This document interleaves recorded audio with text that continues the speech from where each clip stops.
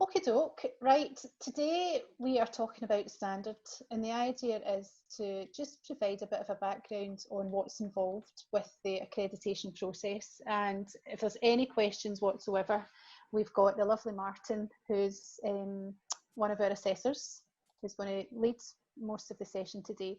But we've also invited Nia Wales from Legal and General, who has the accreditation. I think you guys have been accredited for about 3 years or so now, Nia. Yes, yeah. And Nia's going to tell us, share a wee bit about what it's like from her perspective to have the accreditation, to go through it, the sort of approach that they took and the benefits that they've had as a consequence. So I think we'll start with Martin. He'll talk a wee bit about global standard in practice, what's involved, self-assessments, gap analysis, all that sort of stuff. We'll then hand over to Nia, who'll give a wee bit of background on herself, and then we'll hand back to Martin to talk about the accreditation process, how we've adapted that to fit in with COVID. We now do virtual assessments rather than on-site, and those are actually working really well, but Martin, you'll come on to that obviously.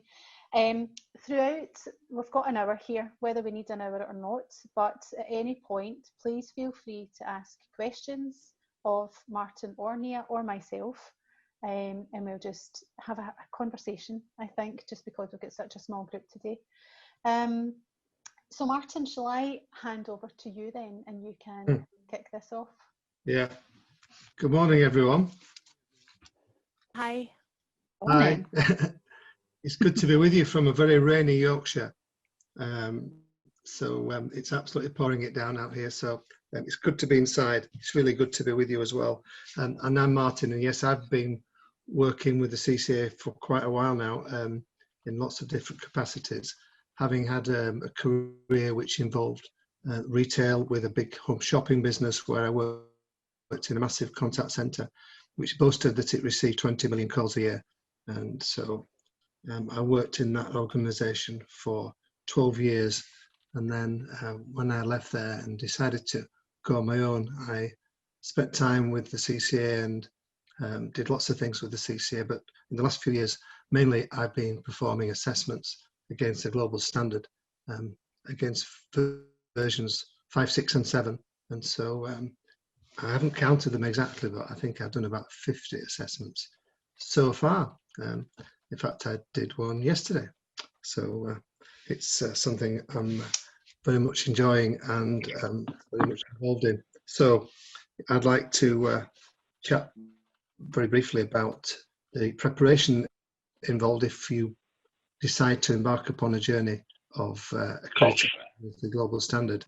So first of all, it's obviously really important that you understand how each line of the global standard, so the full standard itself, which consists of 7 modules.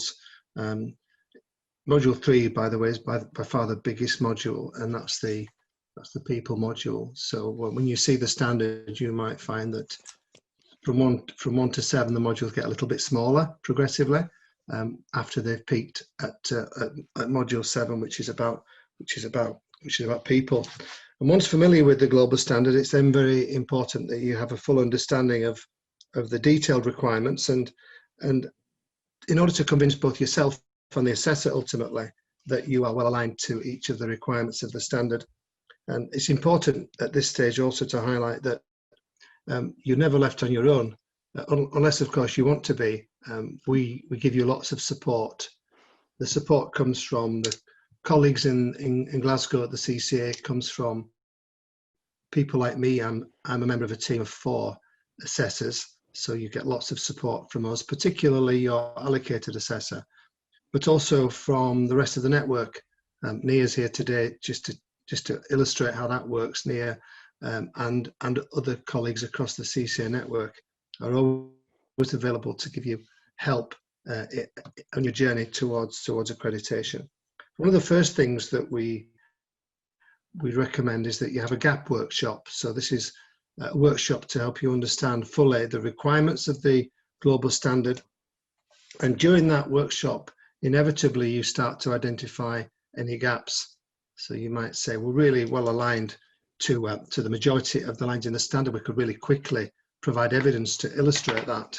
but maybe there are some areas that you think you might need to do a little bit of work. And so the gap workshop is obviously virtual these days and works really, really well. And it's a very interactive session where you understand where perhaps your gaps are. In addition, it also gives you an idea of the sort of lead time that you might experience before you can confidently embark upon your assessment. So the two things come hand in hand. So lots of information about the global standard, line by line, understand your gaps, understand good alignment, understand potentially the lead time that might be required. So at the end of that, virtual meeting with a character sort of like me or one of the team members, we then give you a template to perform a self-assessment. So the self-assessment is a document which details all the lines involved in the standard, and next to it you can start to populate your thoughts and indeed evidence links where appropriate to illustrate that you have alignment across each of the lines, and indeed any blanks where you'll populate some commentary on the type of things that need to be done in order to fill that gap. This phase can involve the project lead and whichever colleagues you deem appropriate.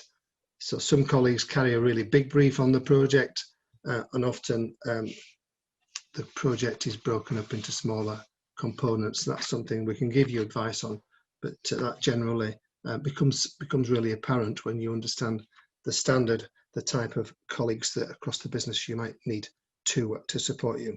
Once again, throughout this process, lots of help available. It's not uncommon for me to take calls during that phase and say, are we barking up the right tree, Martin? What do you think of this evidence aligned to this particular line? And I'm often sent the self-assessment document as it progresses, and that is perfectly okay. I'm more than happy to do that. So of course, as I mentioned earlier, during this self-assessment phase, you will start to think about booking your assessment. It's really common to have a lead time of anything from sort of 6-8 weeks to a much longer timescale, depending on your operational priorities, how busy you are, but also the size of the task in hand. Indeed, pulling all the evidence together and filling any gaps that you believe might be apparent. So that's a little bit about the preparation. So I'll stop there a second or two. And a wee question for you, Martin. Something that comes into us quite often is when you're trying to identify the project team.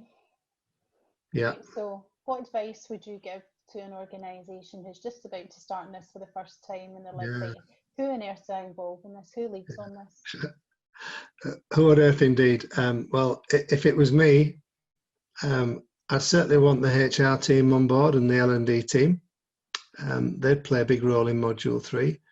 I'd need to have on board the forecasting and planning team, people who produce the management information.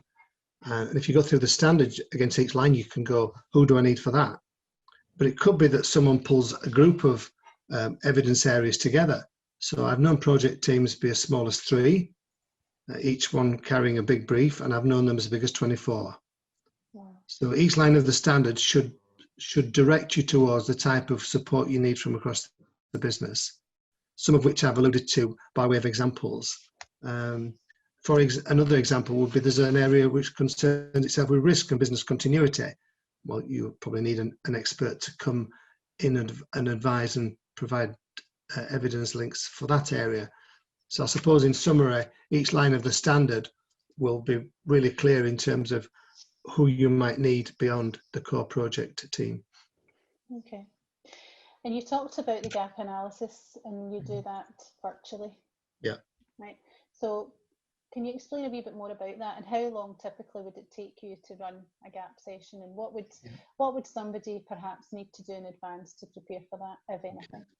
Good question. Well, the first thing I keep saying that we need to understand each line of the standard. So read the standard before that workshop.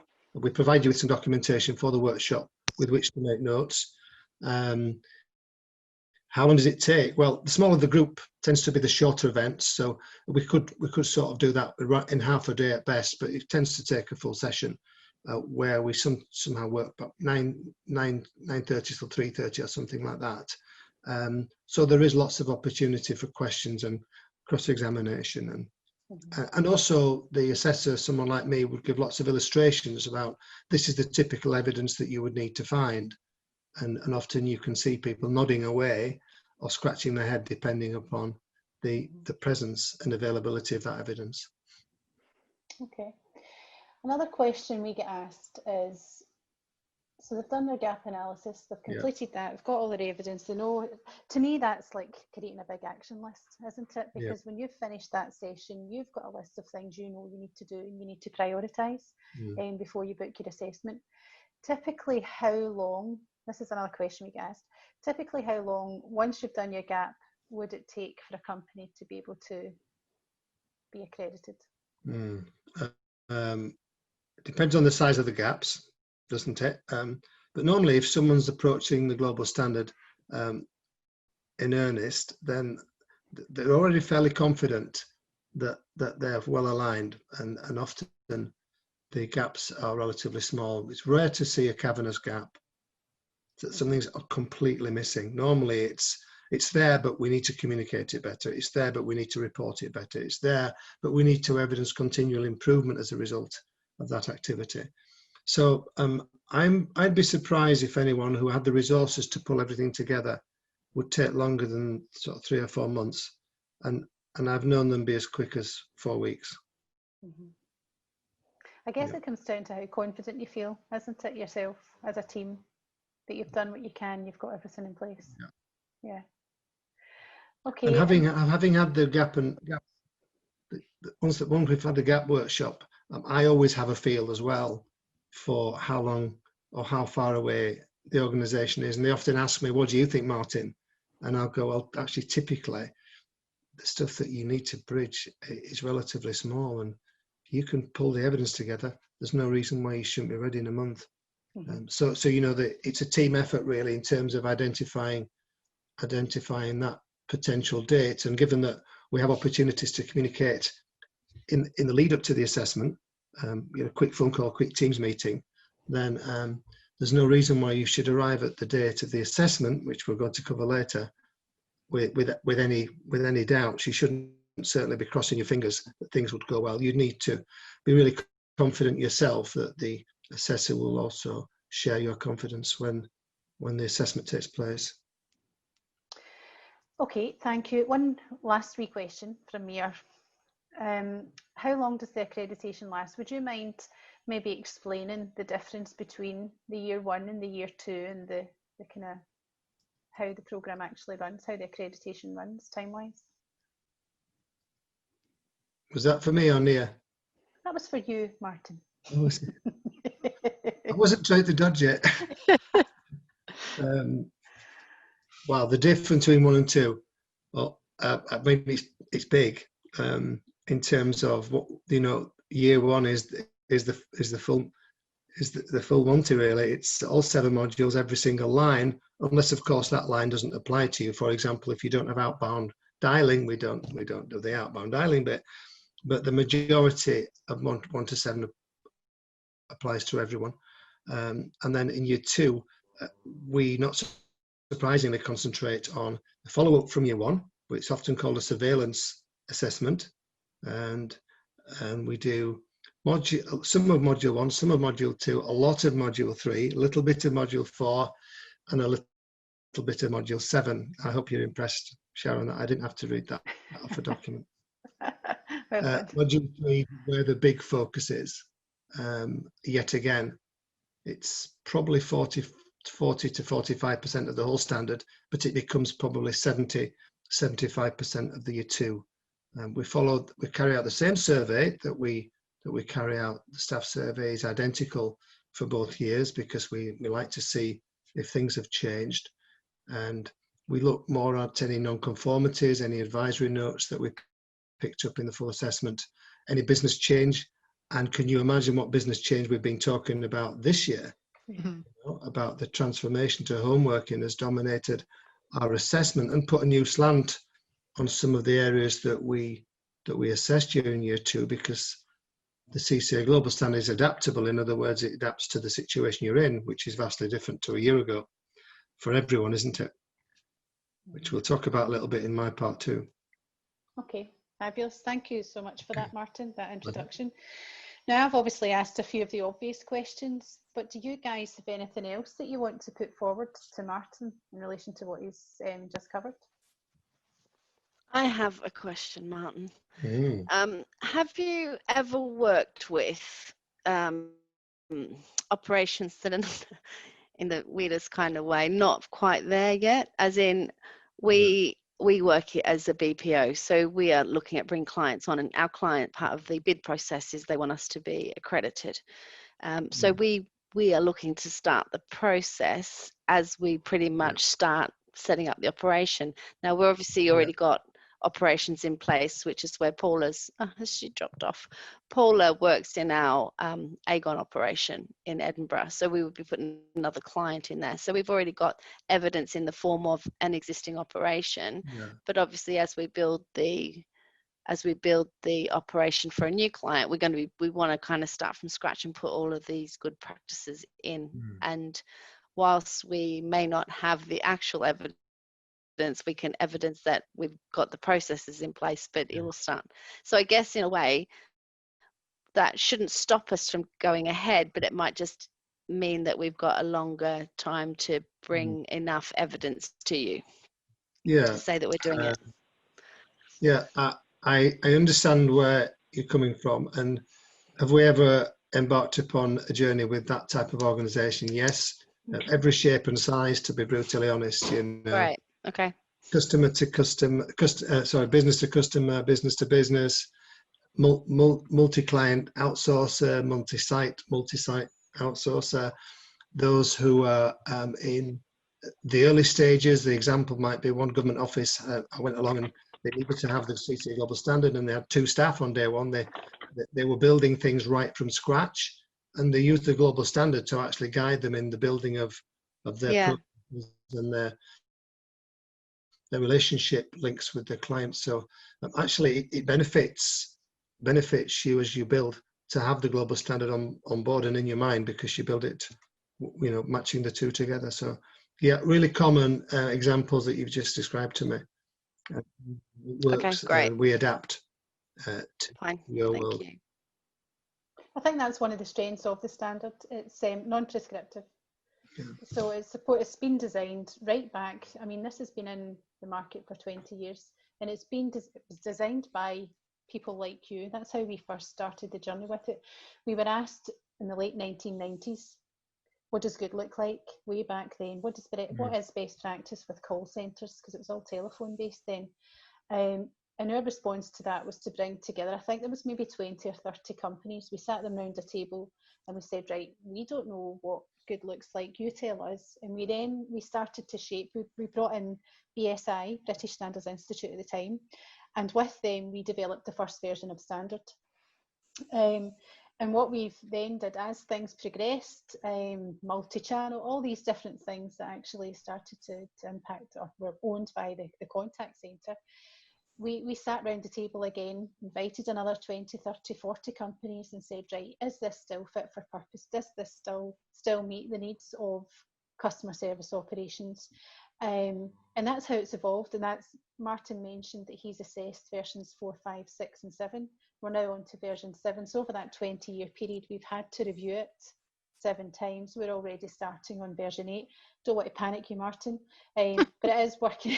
Sitting there in the background, just bubbling away. Anytime that we see any significant change, it kind of gets fed into this sort of document. We then take that out to the network and say, right, let's evaluate this as an industry body and make the necessary changes. So, but it's always, regardless of the changes in industry, it's always been non-prescriptive, so that you can apply it regardless of your location, your size, your industry sector, whatever. However you decide to run your service, you can apply the accreditation or the guidelines to that.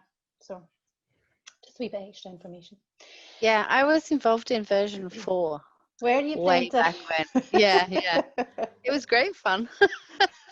Yeah. So and I think a lot of, like you say, a lot of it's common sense, and like Martin was saying, it's like we do it, we have it. We might not necessarily have the best reports or the way to evidence it, but that's where your gaps are. So hopefully it won't be, like you say, it's very much on how much you've got, what gaps there are, as to how long it's going to take, because that's the one question we get from the big bosses: how long is it going to take? Are we going to be able to do this? So yeah, it's and I great. think Just could I ask, sorry, go on, Sharon. On you go, No, Gillian. I'm just going to say, just on that point there, Brenda, about the big bosses, that's the one that I'm probably struggling with a wee bit here. I've dipped into this before, Sharon, and considered it. And I completely understand the benefit of the accreditation as an outsource type company, from a client perspective, and wanting to see that.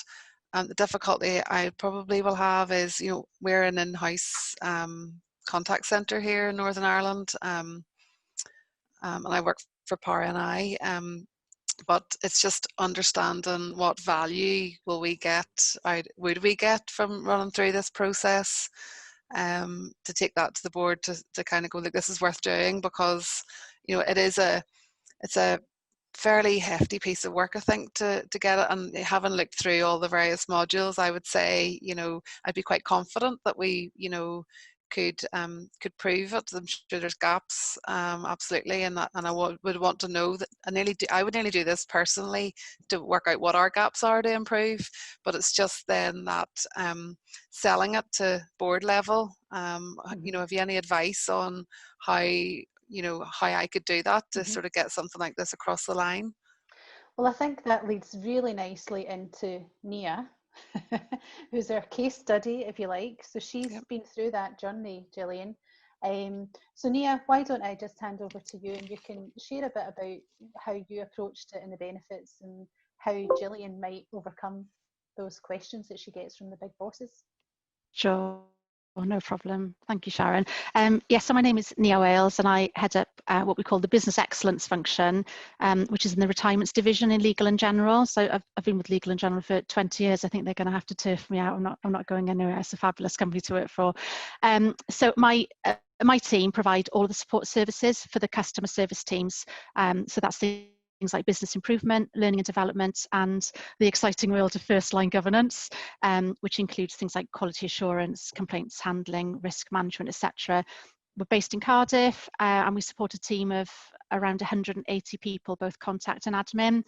And like everybody else probably on the call, the majority of our people are now working from home, which has been quite a journey this year, and really changed things for us.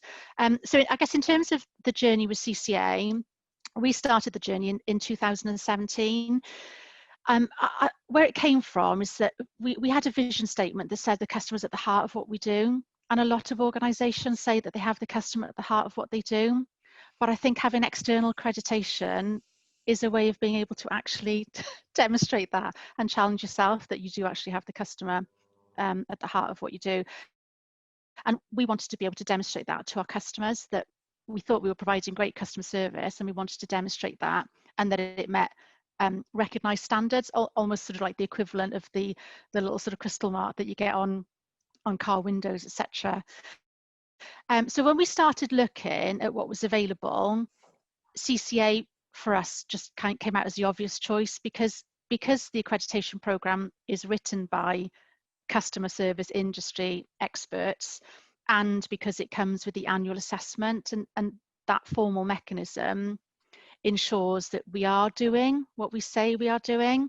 And I think for us, when we were writing the business case, it was also really helpful to see the names of other leading providers who were already members: Standard Life, Co-op Bank, Yorkshire Building Society, loads of names. So that was quite helpful for us in terms of understanding what the industry were doing as well. So in terms of, I guess my responsibility, it's always my responsibility to lead the assessment, and we're about to come into our 4th year of accreditation now. And preparing for the assessment does take time and effort, but the benefits far outweigh the work that you do. And I guess when we started our journey, we found we already had a lot of the evidence, as you were just saying, Gillian, to meet the standard, but with a few gaps to fill. And you know, and as Martin was saying, having the right team in place to prepare and present the evidence is really key. So typically, you know, we would have the customer service managers, learning and development team, HR, etc. When we first did it, we had a kick-off meeting to identify all of the right people. We always now set up work streams to ensure there's clear accountability in each module with the appropriate lead, and then sort of check in on progress as we near the assessment date. It's really important to have somebody who's also doing the organisation of it, so you don't have to maybe worry about all of that. Evidence is typically stored somewhere like OneDrive as we continue to build it. But I guess what we have found now that we're in the 4th year is, if I reflect on the difference from the first year, once you've done your first year, it becomes easier, because when you're then in your 2nd year, as you are bringing in new initiatives or doing some communication or changing something about your strategy, you've already become familiar with what the standard is looking for. And therefore, rather than having an annual, oh, we've got an assessment coming, let's get everything together, you're kind of effectively storing the evidence as you go. So it just becomes part of sort of your BAU, rather than having to, you know, set up a sort of a separate project for it. We always use all the support available to us during the process. You know, you can get guidance from CCA.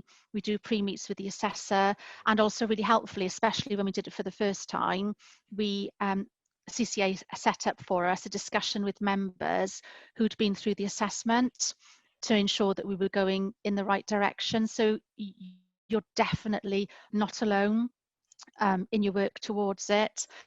And I guess when you get to the day of, you know, the days of the assessment, although this year is going to be a bit different with the virtual one, they're really busy but exciting days. And I guess we've always found there's a real buzz in the office, because they know what's going on, and they know that we're being assessed, because we always involve our process SMEs, because who better to talk about what we do than the people who actually do it day to day.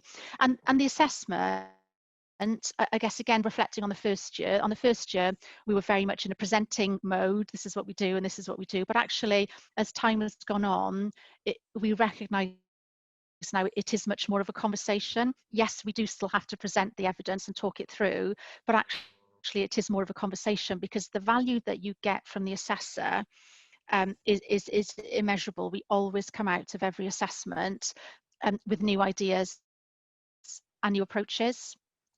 So obviously this year we're doing it for the first time virtually, so we're already kind of thinking about how we bring the centre to life for Martin, because Martin won't be in Cardiff this year for it. But again, you know, with CCA, we've very helpfully had a session with organisations who've done the virtual assessment for the first time. So, you know, everybody's kind of in it together. So I guess in terms of how it's benefited us, we are incredibly proud to hold the accreditation, and we take every opportunity to let our customers know. And we know from some of the feedback that we've had that it gives them a sort of a sense of security when they're dealing with us. It is always a source of interest when we talk to prospective partners, and we know that stands us in good stead as we can demonstrate that we've reached an industry recognised standard. So it's all, from a business case perspective as well, it's always very helpful when talking to partners. And from a colleague perspective, we all use the CCA accreditation logo on the email signature, and it's seen as a badge of pride. And importantly, for us, I think the accreditation has really helped raise the profile of what we think the most important jobs are in the company, which is our frontline customer service people. And in fact, internally, there was such a buzz in the first year when we'd done our assessment that another division also then started the journey with CCA, and they're also now doing annual accreditation as well. So from a group perspective as well, I know our group customer experience manager next year wants to actively also encourage other divisions to start looking at CCA, because again, that consistency in terms of how we deal with our customers is really important, especially in a big company. But I guess, you know, aside from the assessment, it's not just about the assessment. There are loads of other benefits. So in no particular order, so from a learning and development perspective, there are always opportunities to get involved in training events, and actually the CCA Inspire programme starts tomorrow, and we've got a few of our team managers taking part in that, and that is specific programme around leading and engaging teams, which actually, as we all recognise, is more challenging now that we have people in the office and people at home. So that, you know, there's fantastic opportunity there to take part in some learning. There's also the annual awards, and so that's a great opportunity to share success stories and to put spotlight on some of our people and some of the incredible things that they do with our customers. We were really fortunate to win Team Leader of the Year last year, and that's really proudly displayed in the contact centre. The conferences, so the conferences that take place, we always take people from the customer service team to the conferences, and again, you know, what you're bringing back is insight and ideas and enthusiasm. And you know, we all talk about continually improving. We are passionate about continually improving, so having access to the forums and the discussion groups, the assessors and the CCA network is priceless, and we have benefited greatly from input and advice from CCA and its members on all sorts of topics. I'll just give you a couple examples. So some of the forums that we've taken part in are forums on vulnerable customer, and it doesn't matter what type of industry we are in. Bringing people together, actually cross multiple industries, is incredibly helpful, because there are always learnings that we can take from each of us around the principles of helping customers. And I think for me, something else that stands out is that right at the beginning of the lockdown, CCA reacted so quickly to the situation and brought us all together for discussion groups specifically on COVID and the situation that we were all in. And it was very helpful because we were all grappling with the same issues and the same questions. So hearing others talk about how they were approaching the new normal was incredibly helpful and actually comforting when you know it's not just you. And then I suppose other things that we've done. So last year, doing our accreditation, we talked to Martin about our approach to vulnerable customers and how we were questioning ourselves on how we properly support vulnerable customers getting through inevitably the ID&V that we have to do.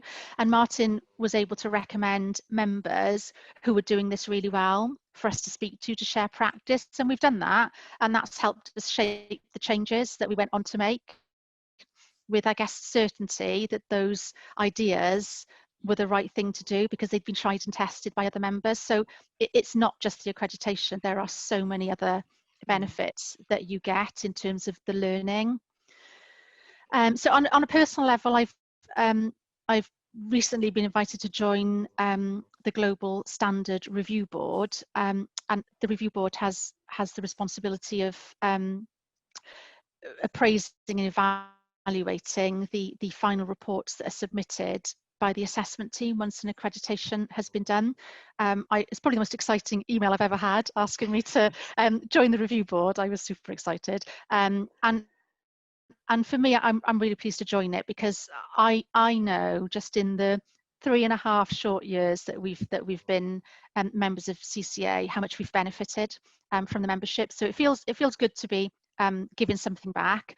Also, will be extremely interesting to see the other side of the assessment centre, and to learn from the other review board members. I think that's a really key point about CCA. It's always about learning and getting better. So, you know, for me, hopefully the insights now into seeing other assessments and what other people are doing in their centres will help us again drive best practice within our centre.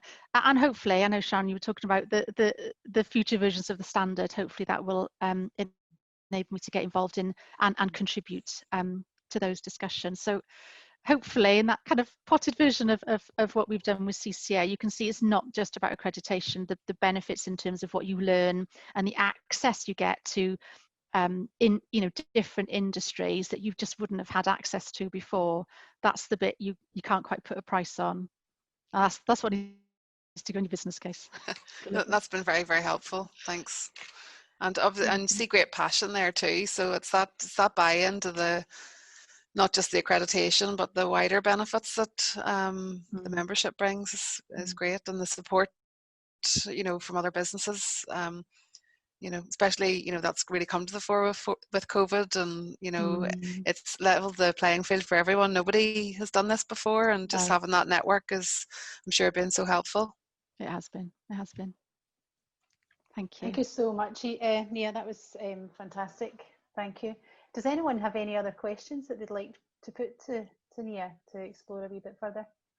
I think you gave a very, I don't know, very detailed view of what's happened. But Brenda, do you have a question for Nia? No, it's really good, really useful. Because whilst we've got it in one of our operations, and we've got it for a new client coming on board, we've still got a couple of areas that don't have it. So I have got the task of the business case to say, come on, we've all got to get on. Which we are lucky, because we've had our NS&I operations have been accredited for about 12 years, haven't they? Yep. They're well long-standing. I'm sure if you cut Anne-Marie's arm off, it would be half Atos, half CCA. NS&I, CCA. Yeah. No. So yeah, so we're lucky that we have that support. But I know through years of hanging out with the CCA as well, that the support is massive. The fact that you can just email and go, we're having a problem with this. Can we have a member that help? We need someone that we can talk to, and we always get someone to talk to. So it's very good. Okay, thank you so much for that, Nia.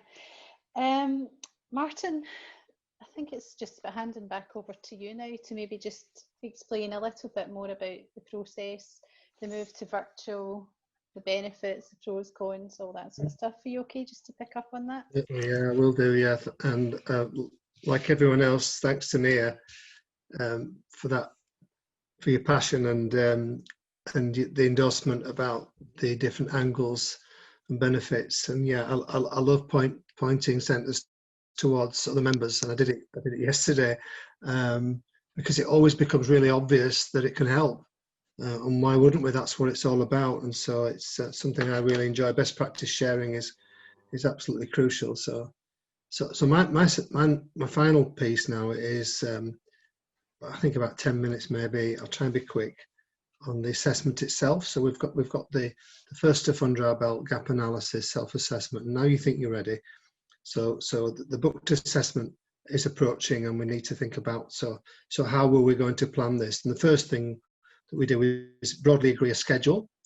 So we don't just sort of dial in and ask you random questions. We have a schedule which features all 7 modules and all appropriate areas within those 7 modules, with timings across the 2 days. It's a normally 2-day assessment for the full version. And this is, of course, subject to our agreement. So if you say, well, that person isn't in that day, well, we change it, because flexibility is the absolute key. I mean, it always has been, but it's certainly more than ever the absolute key. So we're very flexible around your requirements, providing we can see the evidence, see the individual's concern, have a good chat to them, and have access to appropriate colleagues where required. So we set the day up, and then of course the assessment starts. And I'd like to talk about the possible outcomes of the assessment, because we effectively look at your self-assessment, we look at your evidence that you have lined up against each of the areas, and having done that across the 2 days, keeping in touch with you continually about the progress. It's maybe worth talking about the potential outcomes. The first potential outcomes is that we discover a non-conformity. Now, there are 2 types of non-conformity. There's majors and minors, and I'd like to talk about majors first. The first thing is they're very rare. I mean, extremely rare. And I said earlier that I've probably done 50 assessments. I've only found 1 in all the work that I've done, because we support you so well. I'd like to suggest that by the time we arrive at the assessment, you're convinced, and we're quite confident that things are going to go well. So remember, you've got to convince yourself before you try and convince your assessor. and it's very unusual to arrive at the assessment with effectively a cavernous gap, which is what a major non-conformity is. It's the complete absence of something. So major is very rare. Minor's more common. No big surprise when we find a minor. That's when something's there, but it could be better, and indeed needs to be better. So we might identify a small number of minor non-conformities, and as a result of that identification, we ask you to create an action plan. How are you going to address it? And we leave that conversation agreeing fully with the centre that those things need to be done, and indeed plotting a way forward where they can be bridged. Quite common. The one I did this week had 2 from last year. They've both been bridged. There was no controversy about them. It was really obvious, and colleagues made the necessary changes. So minors are common. The third area is we often produce advisory notes. Another word for those might be suggestions or ideas based upon all our experience. For assessors vastly experienced in the world of contact centres and beyond. Because we've done lots of assessments and we've worked with the CCA for so long, we can often pick up on little ideas. Those are not compulsory. They're normally really valued. Tremendous value delivered by the advisory notes. And yesterday, I think I left the assessment with 4 of those, and colleagues sort of said, yeah, we'll definitely be looking into that. Most of them were also pointing in the direction of the CCA network. So this is an idea. I suggest you approach the CCA, and I even have specific centres in mind who I know do this stuff well. So why don't you have a chat to them and do a bit of joint best practice learning? And so that always goes down really well. So those are advisory notes. The final area, last but certainly not least, is we identify areas of best practice, things that are exceptional. And we always find these. And we really enjoy finding these. And it's clearly how we feed into the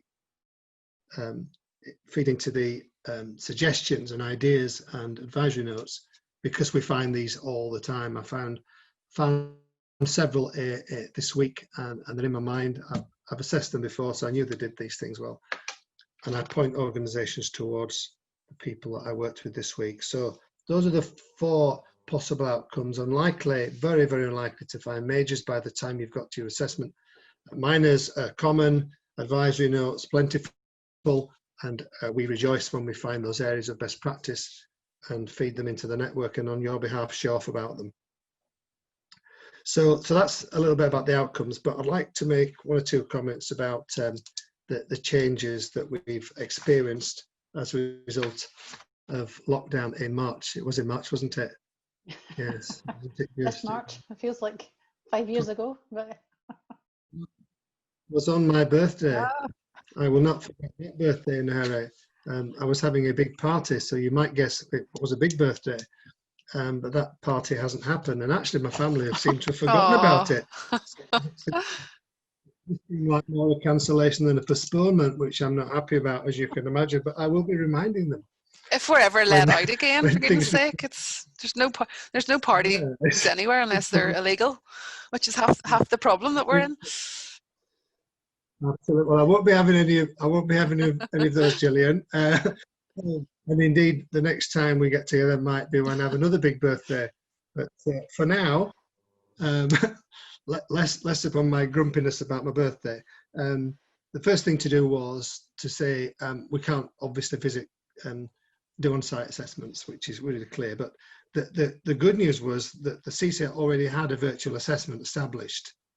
So the CCA didn't have to invent this, it already existed. And I knew about it, although I hadn't used it before. And frankly, I approached it with a little bit of trepidation because it's brand new for me. You know, I'm a face-to-face person. Love visiting the centres, don't mind jumping on trains, staying in hotels. So I did experience a little bit of trepidation and thought, well, is this the end? Is this the end for me? But clearly, we soon got up and running. The CCA supported me. We found that we could perform perfectly well with our tried and tested virtual assessment method. And my observations are now, having done, I think, about 6 of these, that transformation has been seamless, even for me. Quickly, we have agreed the appropriate evidence sharing platform with the centre. So that's something like Teams, or that's the most common one actually. Google Drive is one that is available. And yesterday, the one I used was Teams with Dropbox. So it was a combination job. The organisation preferred to use Dropbox. I've used Dropbox before, and we managed to complete our assessment using 2 systems. So we're really flexible, and we agree the platform, and we need to be able to share the evidence so that the assessor can see it and we can discuss it when we meet for the actual assessment. And it's really good to have access to that before the assessment. So these days I can normally see it 2 or 3 days before the assessment starts to help me become familiar. So when we hit the actual start meeting, we already sort of, the train, if you like, has left the station. Sometimes we ask for more evidence, and that happened this week. So the team produced an additional evidence file. So all my new evidence that I've requested in addition to the prepared evidence, which was a small amount, probably 5 or 6 areas, is now in the Dropbox, with its own label. So I had a look at that this morning when I was having a coffee to see whether that was appropriate, and indeed it was. So the other point to mention is that we're really flexible around your operational priorities, and clearly that's never been more appropriate than now, because colleagues are working from home. I think you're all working from home. Gillian, are you working from home? That looks like an office. I'm mainly office based, Right? but with 65% of the contact centre here is working from home. I do days here and there, but I prefer the office.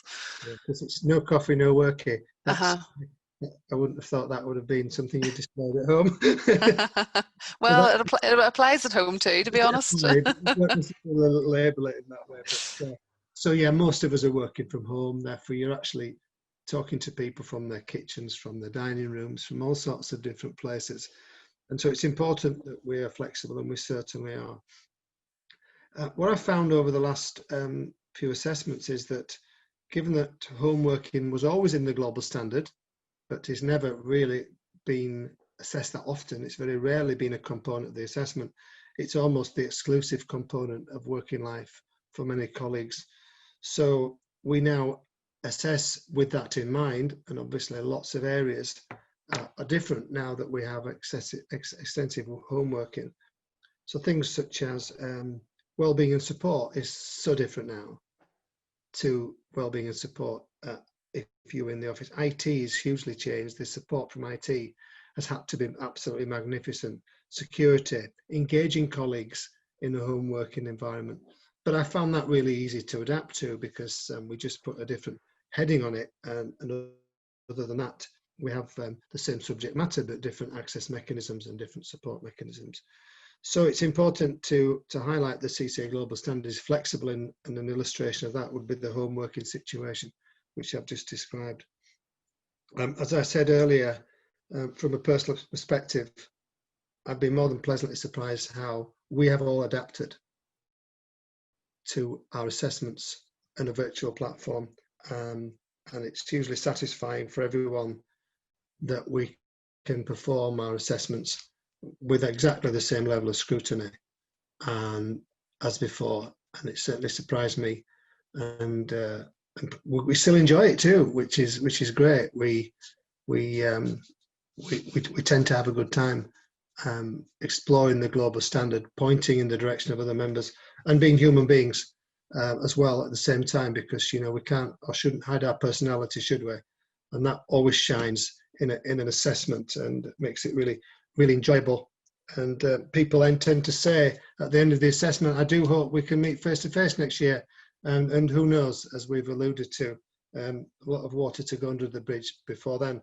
But I suppose in summary, from a virtual perspective, it's just gone to prove to me that you can teach an old dog new tricks. So I hope that was okay. I'm sorry if I went on a little bit longer than 10 minutes, but can I go back to you? Absolutely. Thanks, Martin. Thank you. So does anybody have any questions? Obviously, Nia, this is your first virtual assessment, but I really don't think you've got anything to worry about. Martin's, as he says, it's quite seamless. It's just a different way of presenting your evidence, really. Yeah, we'll just miss seeing Martin in Cardiff. But there we Leave go. my camera on then. Yeah. No, I think it's fine. I've got a question for you, Martin. It's actually from Paula. So you were talking about the minor and the major non-conformities. Yeah. If this, I'm assuming that this happens through the assessment process that you pick these up. So what if we were being assessed for the first time, and we had a couple of minor non-conformities? Is that kind of game over for us, or is there like you give us a couple of weeks to chase that and do it, and then we come back, or is it a year later when you come back? Like, what's the kind of process for anything like that? Thank you. It's a terrific question. It's definitely not game over. No limit to the number of minor non-conformities you can have. Right. Okay. And now I've never known more than 4 or 5. But the process for fixing those and then showing you that we've fixed it and doing that, do we just stay in touch for a couple of weeks or months post the assessment to show, right, we've done this? Or would it literally, like, we do it and then we wait until the next assessment before you would see that we've done it?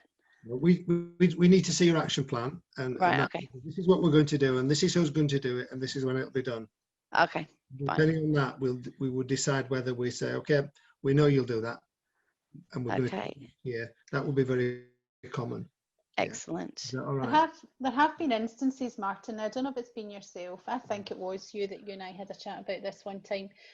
The assessor identified something and told the project lead, but by the time the assessor left, the assessment had ended, they had actually put in place the new process or the whatever it was that was required, and therefore it didn't even make it to the report. And I think the important thing is here, yes, these things have been identified. It's like small flags, right? Flagging something up, it's maybe just not quite right, it could be better, as Martin says. And as long as there is an action plan to support the actions, and there's generally what we would also ask, Brendan, is that there's a completion date. And depending on how many, there was one instance, and as you said, Martin, few and far between where you get more than 4 or 5. There was one instance, there was quite a few, and it was a wee bit of a kind of warning bell, I suppose, to the review board. And they then came back to us, because at the end of the day, it's the review board that actually award the accreditation. So the piece that Nia was picking up on earlier, they felt that, you know, just having an action plan and leaving it at that wasn't quite good enough. And so we had an agreed follow-up to that, and we asked them to update the action plan, submit it again, submit evidence. Now that's few and far. It didn't impact them gaining the accreditation, but there was a formality around them completing the flags that had been identified.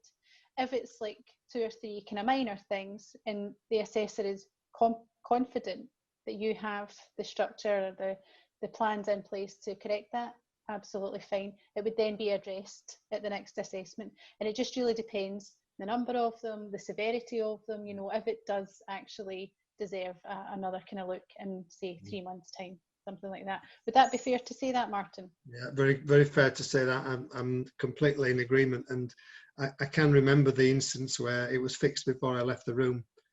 It needed to be fixed, you know. It was that's why it was a minor non-conformity and not an advisory note. It needed to be fixed, but it was a quick fix, and one that they sort of kicked themselves a little bit and said, why on earth didn't we fix it? You normally identify non-conformities yourself leading up to the of course, this external scrutiny is really useful, because we're, you know, obviously highly experienced. Incidentally, when we received our training from the British Standards Institute, I asked the question, is there a limit to how many minor non-conformities you can have? And the trainer said, no, absolutely not. She said, I once found 27. I went, wow, 27. Certainly half a dozen is about the maximum that sort of would be common for me. Sharon's quite right about that.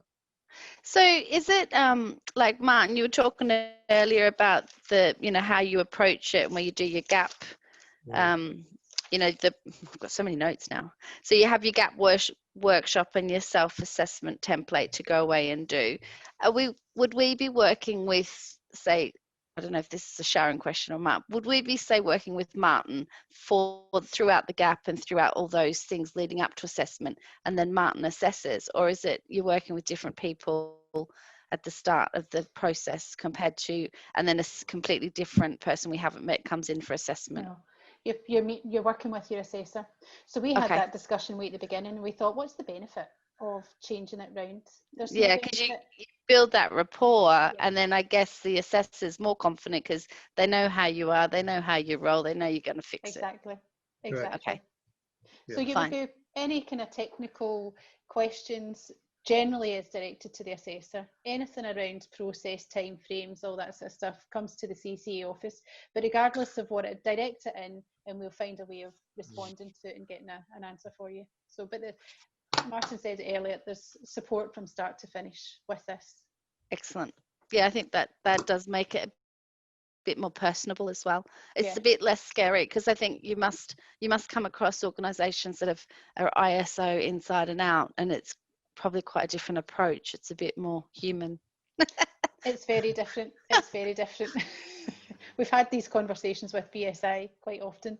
But it's about working with people. We don't want you to start on this journey and then end up not achieving accreditation. The purpose is to be accredited at the end of it. And if there's anything we can do in between times from the start of the gap right through to that assessment, we'll do that, and we'll work with you to make sure that you have a successful outcome. Brilliant. Okay, thank you. Okay, Gillian, do you have anything else that you want to ask, or are you okay? I suppose it's just a niggle around the sort of the virtual world, and I think you know we've all proven that we can work virtually and everything, so I'm not worried about the assessment side of it. It's more around the evidence side of that. So you talked to Martin there about sort of sharing it in Teams or whatever platform. Was there any GDPR hoops that you had to jump through in terms of getting people comfortable with that? Because I know when I looked at this before, it was very much, because it's on site, you're seeing on site the data and the evidence that you need to I suppose, check that you're doing the right thing. How does that work in virtual world? Were there any obstacles to get over to just sort of ease that transition? Not really. The assessor is using your platform. The only obstacle you might have is giving access to the assessor. So there's been a couple of challenges around that. So the assessors will sign an NDA or something like that? Yeah, non-disclosure. Okay. So that all happens. They sign that anyway as being a CC assessor. Nothing that they kind of come across is allowed to be shared and all the rest of it, as do the review board. They sign documents like that as well. But it's your platform. So it's up to your IT. Sometimes there's a bit of a kind of conflict with the IT department and trying to get that organised, but generally we haven't had an issue where they haven't been able to access. Yeah. Okay, right, we're just a couple of minutes over, so I guess we'll end in case anyone's got any other calls. If there's any other questions, honestly, we are here. Martin, myself, Nia, I'm sure that you would be happy. Absolutely. Contact. So please feel free to get in touch, and if there's anything we can do to help and kind of push you towards that, taking the big leap of faith and just going for it, then honestly get in touch. But it's been lovely. Thank you for joining us today. It's been really nice to see your faces. Thanks for putting your cameras on where you can. I know there's a couple of people on mobile, but so enjoy the rest of your day, and Thank hopefully you. see you all soon.